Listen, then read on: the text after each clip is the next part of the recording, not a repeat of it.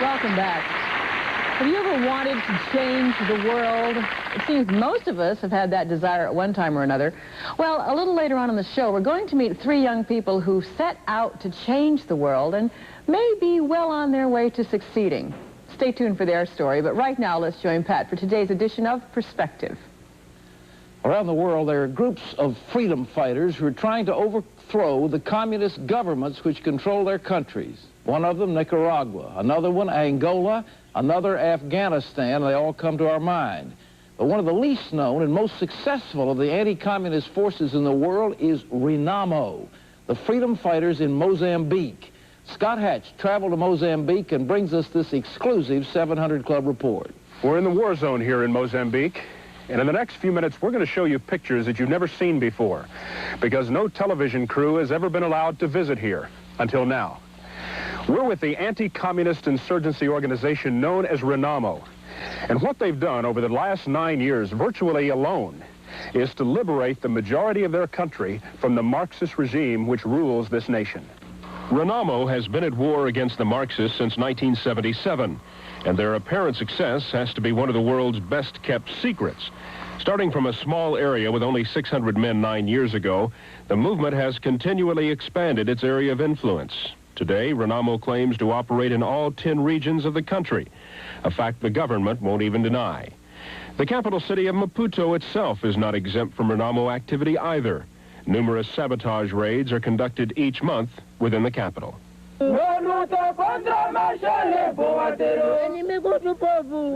Renamo claims to have 20,000 armed troops and another 7,000 already trained but with no weapons to give them. This movement has been successful for several reasons, mainly because they appear to have the sympathy of the Mozambican people, but also because of this man. His name is Afonso Jacama, and he is the leader of Renamo. We talked recently at his headquarters in central Mozambique, and he told me that his reason for fighting the Marxist government was a very simple one. We know that democracy is the only stable way for all people, not only for the Mozambicans. And that is why we, Renamo, defend democracy. It seems that we have been forgotten in Washington. They don't realize that there is a war going on here against Marxism. Socialism has been tried here for 12 years, and it has failed. This is why we are convinced that a democratic system, principally a multi-party system, will be successful for the people of Mozambique. A guerrilla war is fought with the mind as much as with bullets. During this exercise, Renamo sets a trap. Their first job is to lay what are called anti-personnel mines in a dirt road. These mines are meant not to kill, only to maim. The victim is not only permanently put out of action, but the opposing army is also forced to feed and care for him. You see, in a guerrilla war, a badly injured enemy is better than a dead one. The explosives are then planted at the base of a large tree.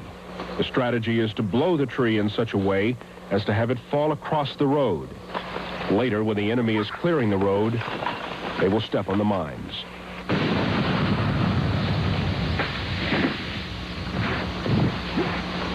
The squad commander checks his handiwork.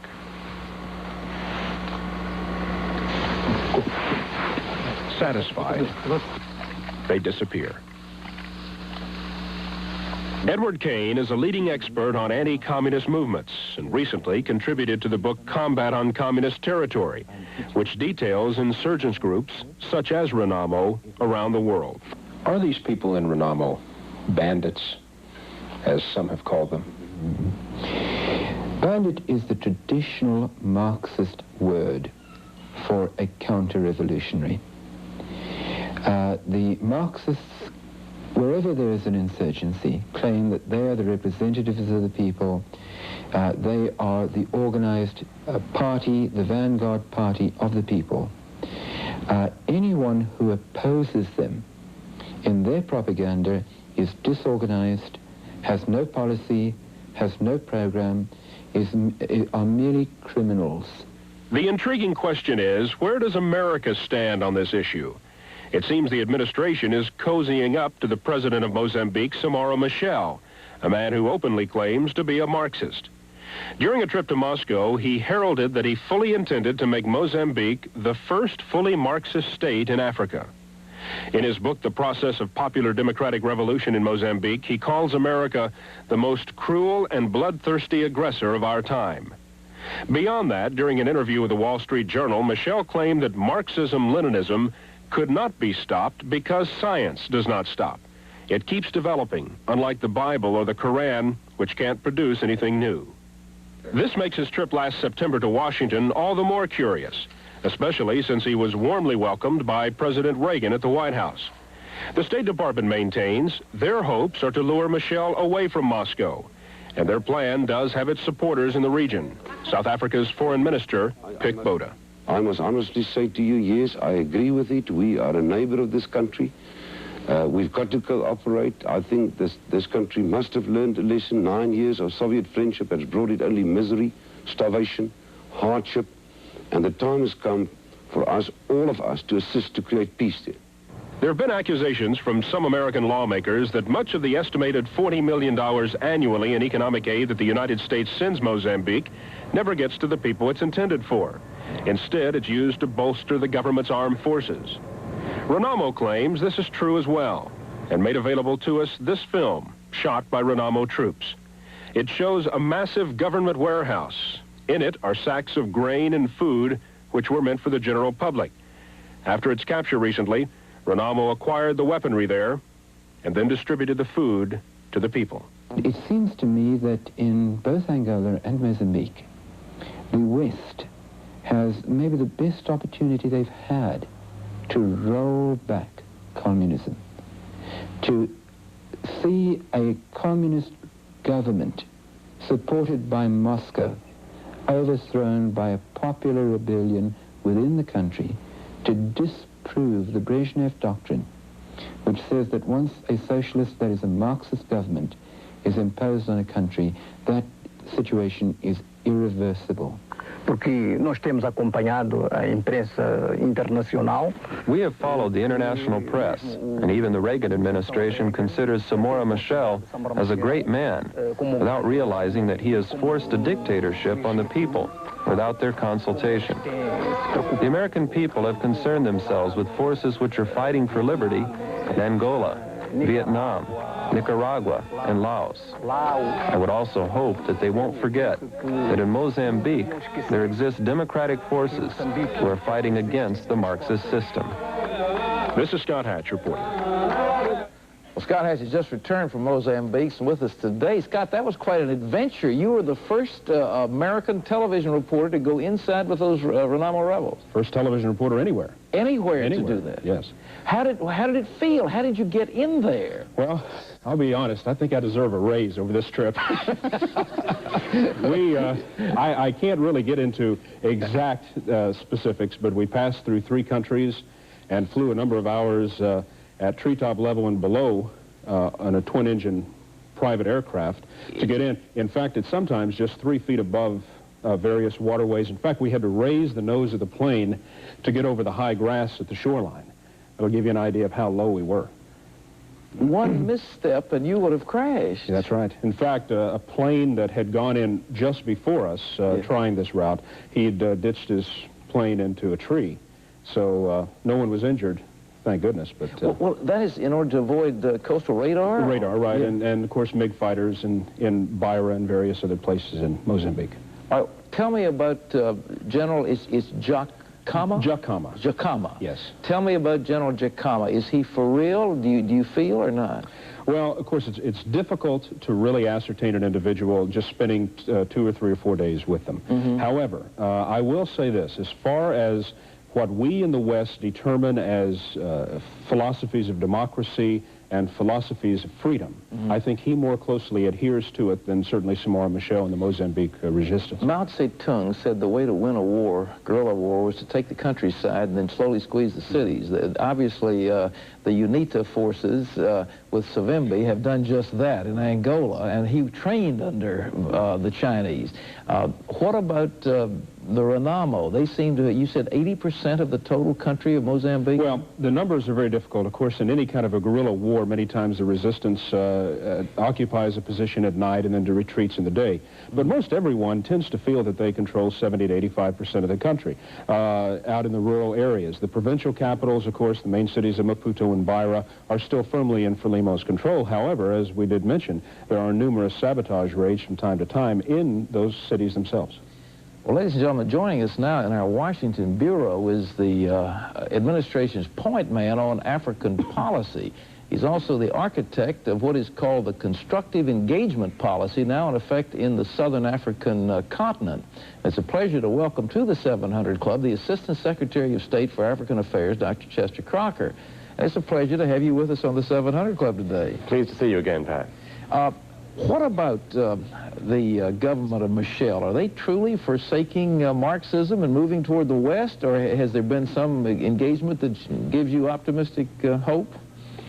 Well, Pat, I'd put it this way. We, like everyone else, recognize that the Soviet and Marxist experiment in Mozambique has been a failure.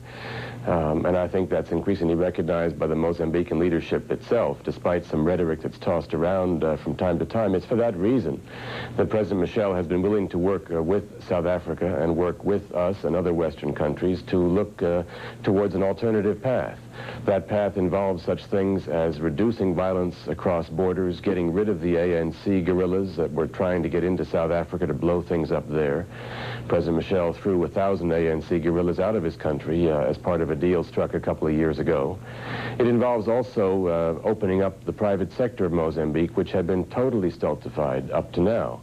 We see some results. It's a process. We're not at the goal line yet, but for example, there is now some food on the shelves in a number of the major towns and urban centers in Mozambique as a result of providing some incentives for the farmers and for the private sector in that country. We share the goal of getting Mozambique pulled away from a pro-Soviet orientation and Mozambique opened up and more democratic and so forth. The issue is how you get there, and to us, aligning ourselves with the kind of organization that has just been discussed on your program is not the way to go. Well, why is not that? Wouldn't it be better to have an overthrow, or does that? Why would that not be in our best interest? Any attempt to do it, I think, is more likely to provoke just expanded chaos. There's already lots of chaos, as the show has shown in Mozambique. And even if it were to succeed, which we think is very unlikely, what you would then have is a turning of the tables with a guerrilla rebellion taking place that would be Soviet-backed. The South Africans, who see this thing with a great deal of realism, have looked at that equation and said, let's try and see if we can't get a change of policy and a change of orientation by the government of Michel, who they recognize as a nationalist who has a lot of respect and following inside Mozambique. What Renamo represents historically, Pat, is an offshoot from the Frelimo movement that is now in government, that was backed by Ian Smith's government in Rhodesia back in the late 70s, and then increasingly has been backed by the South African military and by elements in Portugal and Brazil who have financial interests at stake. To equate it with UNITA, in our view, is to distort the picture in a very fundamental way. Scott, you have some... Secretary Crocker, this is Scott Hatch. Have you ever met with General Jacama? I have not, no. Why is that? Well, he is in the bush. He is, or else he's with his foreign supporters in other capitals. We have a relationship with the government which we recognize, and we travel inside the country in terms of trying to get a look-see to see what happens, but we have not had the occasion to go into rebel-held areas and seek to find out what is their doctrines. We hear about their doctrines, of course, because they give press conferences in Lisbon and elsewhere. So it's because they're not the recognized legitimate government? Yeah, that is correct, and I think it's been very clear since Michel's visit here last fall that it is our policy to work with the government to try and move it, to encourage it to go in the directions that we want to see, and we don't think that Renamo represents an instrument that will help get us there. But yet you have met with the head of the ANC, the African National Congress, Oliver Tambo. They are not the recognized legitimate government of South Africa. What's the difference? No, I think that's inaccurate. I have not met with Mr. Well, your Temple. deputies have, or at least representatives of the State Department have. I think there's a great deal of difference in these different situations, and we can't just look at sort of applying blanket doctrines. Take, for example, the issue of Angola. We feel very strongly that UNITA represents a legitimate nationalist movement in the Angolan context, and we have been meeting and talking and consulting together with the people in UNITA for the last 5 years consistently, as well as the government of Angola in Luanda. An interesting comment that I would throw in here is that Jonas Savimbi himself, the UNITA leader, has said, for heaven's sakes, please don't equate us in UNITA with Renamo. Renamo is essentially a creation of Ian Smith and the South Africans. One last question. We understand that there's some people in Congress that are now objecting to the aid we're giving to Mozambique. Is there any serious move in Congress to cut that off or not? Well, Pat, there have been some expressions of concern from people in Congress about making sure that we use our economic assistance, A, to get to the people themselves, and we think we do. We think we have a very good track record on that. And then secondly, to make sure that our assistance bolsters what is left and what could be built of the private sector. And we fully share that desire to try and strengthen the private sector in Mozambique. The government up to now, up until recently, had been stultifying the private sector, and that's a formula for chaos. You and I have seen Africa. We know what happens when the government sits on the backs of farmers and producers, and we've got to see movement in that direction. So if Congress urges us to do that, they're really encouraging us to do what we want to do. Africa in general, I think we should cover that. We were together in the Sudan, and we've seen that awful drought and famine that is sweeping over that. Is there any encouragement at all in Ethiopia, in Sudan, in the other part of that Sahel region?